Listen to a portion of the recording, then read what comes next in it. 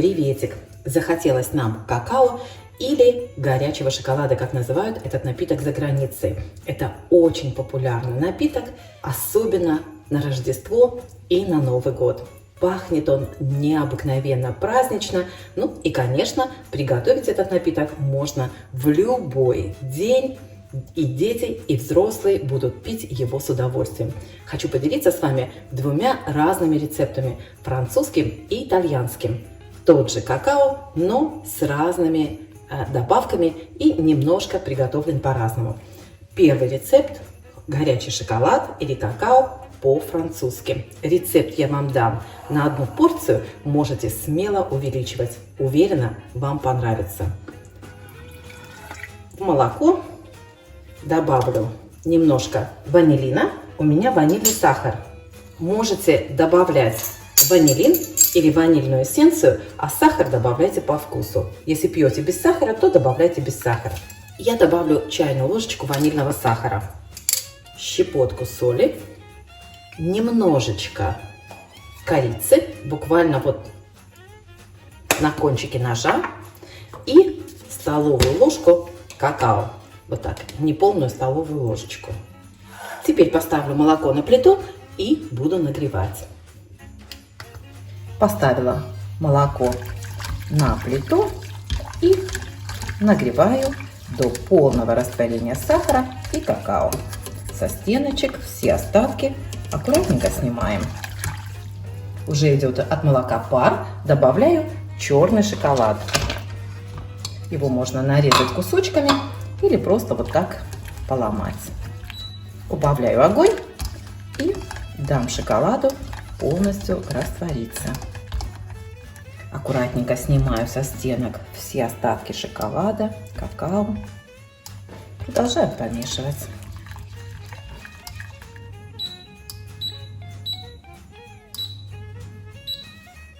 Убавляю огонь и дам какао покипеть минуты 2-3, не забывая помешивать.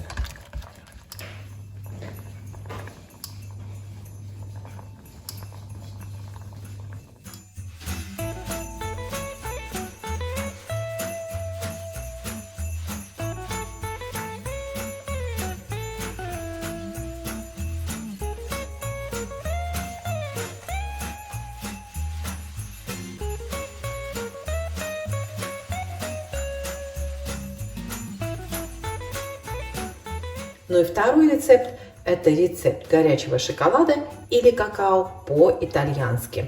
Основные ингредиенты вы видите у меня на столе, вот здесь.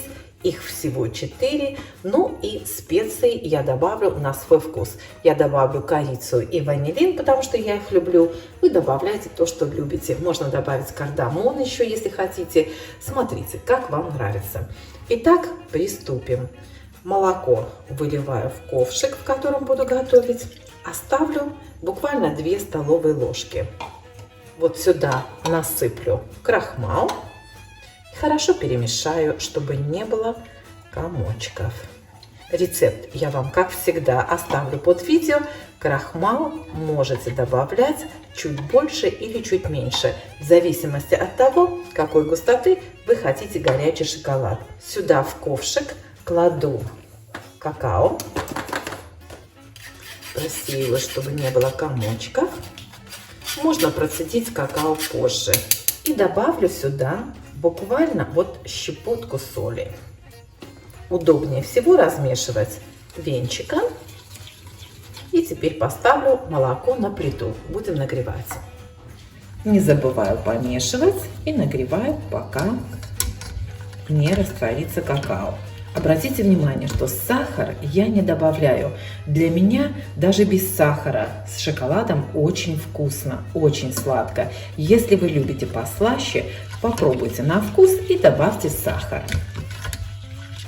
Добавляю сюда буквально вот так на кончике ножа ванилин и чуть-чуть корицы. Продолжаю помешивать. Вкусно уже пахнет. Смотрите, идет пар от молока, то есть оно уже горячее. Добавляю сюда кусочки шоколада. Я их просто поломала, можно порезать ножом. Шоколад можно брать черный, с ним вкуснее. или молочный, если вы не любите черный. Чуть-чуть убавлю огонь. Продолжаю помешивать, чтобы шоколад полностью растворился. Так, сейчас посмотрим. Вроде нет больше кусочков. Аккуратно снимайте все со стеночек и какао, шоколад, если он пристал ко дну. Все у нас закипело. Теперь оставшееся молоко с крахмалом я еще раз хорошенько перемешаю, чтобы крахмал не осел на дно. И процеживаю его через ситечко какао. Быстренько размешиваю. Даю закипеть. Как только закипит, все готово. Вот и все. Можно подавать.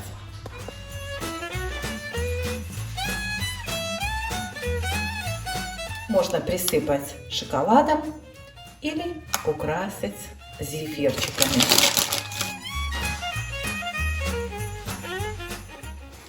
Пока готовила один шоколад, второй уже съели, вот осталось совсем немножечко. Должна вам признаться еще раз, что получается шоколад очень сладким. Даже вот во французский шоколад, то, что я добавила чайную ложечку ванильного сахара, для меня персонально это было очень сладко. Поэтому советую вам сахар не добавлять, попробовать сначала на вкус, а потом уже подсластите по своему вкусу. Особенно, если вы используете молочный шоколад, который немножечко слаще, чем горький. Всем приятного аппетита и хорошего настроения!